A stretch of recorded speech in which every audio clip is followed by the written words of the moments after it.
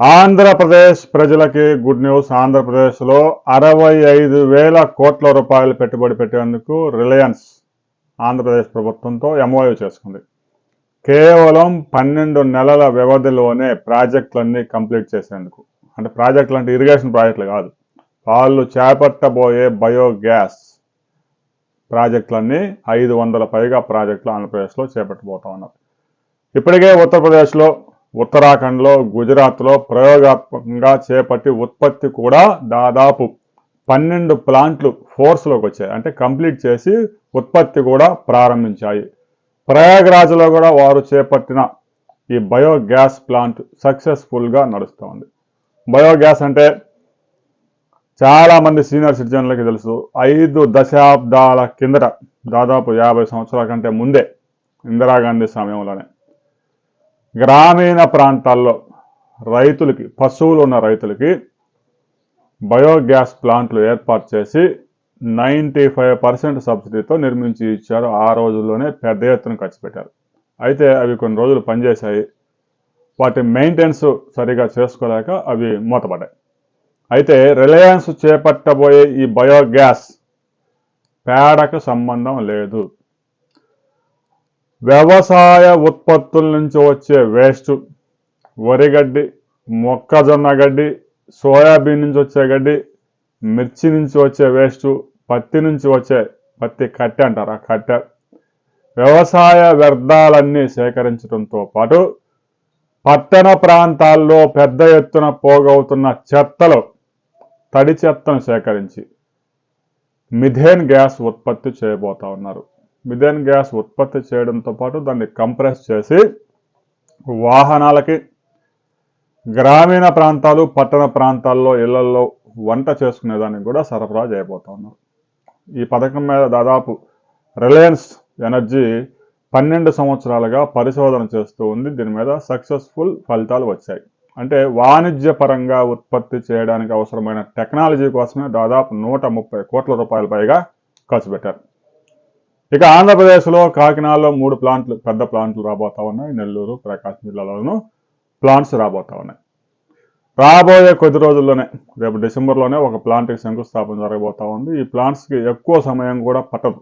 ఇదేదో irrigation project లాగా 20 సంవత్సరాలు 30 సంవత్సరాలు పట్టే ప్రాజెక్టులుగా 12 నెలల్లోనే ఫోర్స్లోకి వస్తాయి. అంటే ప్రాజెక్టు ప్రారంభించడం, ఆ పనులు పూర్తి చేయడం, ఉత్పత్తి చేయడం 12 నెలల కాలంలోనే. ఈ డిసెంబర్లో ప్రారంభిస్తే వచ్చే డిసెంబర్ నాటికే ఉత్పత్తి ప్రారంభం కాబోతా ఉంది. ఇక రైతు సోదరులకి ఆదాయం పెంచే అవకాశాలు కూడా పెద్ద ఎత్తున ఉన్నాయి.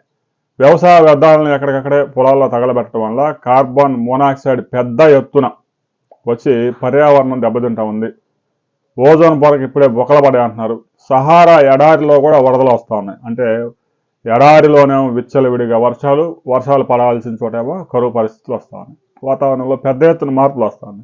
ఇదే పరిస్థితి కనుక కొనసాగితే రాబోయే 50 సంవత్సరాల్లో ఓపెన్గా పంటలు పండించడం సాధ్యం కాదని శాస్త్రవేత్తలు ఆందోళన వ్యక్తం చేస్తున్నారు.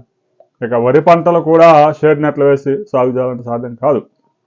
2070 సంవత్సరం నాటికి జీరో ఎమిషన్ అంటే పొల్యూషన్ లేని భూమండలాన్ని సృష్టించాలనే యుఎన్ఓ ఆదేశాల మేరకు అనేక దేశాలు ప్రయత్నాలు చేస్తున్నాయి. ఇందుకు అభివృద్ధి చెందిన దేశాలు $1,000 కోట్ల ఫండ్ కూడా ఏర్పాటు చేశాయి.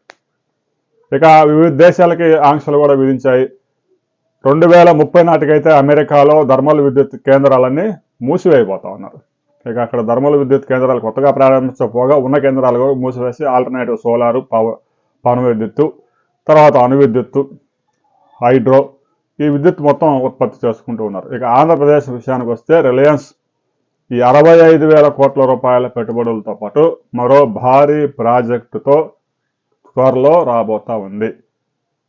రిలయన్స్ ఒక ప్రాజెక్టు ఒక్కసారి కనుక శంకుస్థాపన జరిగిందంటే ఈ బయో ప్రాజెక్టులు చాలా తక్కువ సమయంలో ఫోర్స్లోకి వస్తాయి. 12 నెలల్లోనే పనులన్నీ పూర్తి చేసుకొని ఉపాధి కల్పించబోతా ఉన్నాయి. 2.5 లక్షల మందికి ఉపాధి అవకాశాలు కల్పించబోతూ ఉన్నారు.